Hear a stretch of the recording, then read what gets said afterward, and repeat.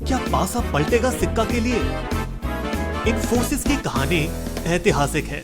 सन 1980 में एक नौजवान नारायण मूर्ति, मैं अपना काम छोड़कर टेक्नोलॉजी कंपनी शुरू करने जा रहा हूँ, पर कंप्यूटर आम लोगों की समझ के बाहर है। मुझे इस कारोबार को सफल बनाना ही होगा। 80 के दशक तक किसी ने भी उनकी कंपनी की तरफ ज्यादा ध्यान नहीं दिया, जब तक कि वो अमेरिका नहीं चले गए। मैं भारत से आपके कंप्यूटर का काम काफी सस्ते में कर सकता हूँ। ठीक है, हमें मंजूर है। जल्द ही इन्फोसिस से 1000 कर्मचारी जुड़ गए और अमेरिकी कंपनियों के लिए काम करने लगे। साल 2000 आते आते इस Y2K की वजह से हमारे ऑपरेटिंग सिस्टम खराब हो जाएंगे। क्या मेरा सारा डेटा खो जाएगा? जहां एक तरफ पूरी दुनिया नए शतक का जश्न मना रही थी, 10, 9, 8, 7। वही नारायण मूर्ति ये सुनिश्चित कर रहे थे कि दुनिया के सारे कंप्यूटर रुक ना जाएं। 6, 5, 4, 3, 2, 1। Happy new year. हमने Y2K को सफलता से सुलझा लिया है। अब इन्फोसिस एक नामचीन कंपनी बनती जा रही थी और दुनिया भर के लोग उनके कंप्यूटर प्रोग्रामिंग का इस्तेमाल करने लगे। इन्फोसिस भारत की वो पहली कंपनी बन गई थी जिसने अमेरिका के न्यूयॉर्क स्टॉक एक्सचेंज में प्रवेश किया।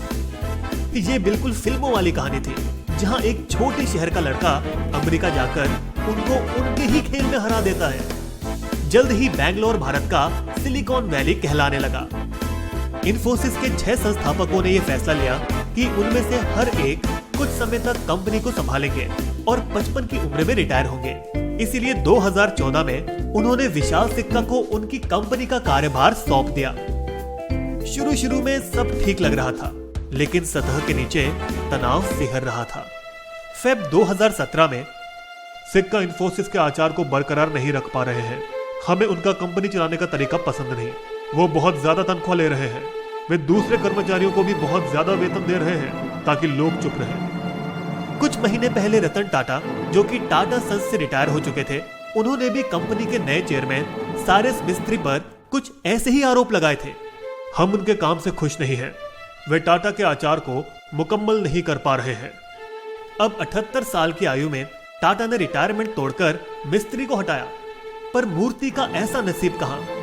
उन्होंने कंपनी जरूर बनाई, पर अब वे रिटायर हो चुके हैं। वे सलाह दे सकते हैं, पर उसे अमल में लाना ना लाना हम तय करेंगे। इस बीच इन्फोसिस का स्टॉक, जिसने बॉम्बे स्टॉक एक्सचेंज में हमेशा अच्छा प्रदर्शन किया, अब नीचे आने लगा।